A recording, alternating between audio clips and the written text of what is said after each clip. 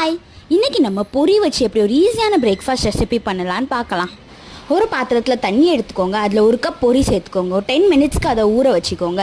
10 minutes கழித்து அந்த பொரியில் இருக்க எக்ஸஸ் தண்ணியை ஸ்குவீஸ் பண்ணி வேறு ஒரு பிளேட்டில் எடுத்து வச்சுக்கிடுங்க. பொரி நல்லா சாகியாக இருக்கும். இனி ஒரு கடாயில் 2 டேபிள் ஸ்பூன் எண்ணெய் போடுங்க. எண்ணெய் நல்லா காஞ்சதுக்கப்புறமா 1 டீஸ்பூன் கடுகு போடுங்க. கடுகு நல்லா பொரிஞ்சதுக்கப்புறமா 2 மிளகாவும் கொஞ்சோல கருவேப்பிலையும் சேர்த்துக்கோங்க.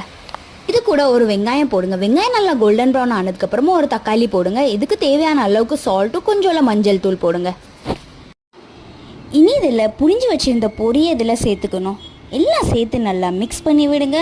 இனி ஒரு மிக்ஸி ஜாரில் 2 டேபிள் ஸ்பூன் பொரிக்கடலை சேர்த்துக்கோங்க. அதை நல்லா பவுடர் பண்ணி எடுத்துக்கோங்க. இனி இந்த பவுடர்லேருந்து 1 டேபிள் ஸ்பூன் எடுத்து நம்ம பொரியில் ஆட் பண்ணணும்.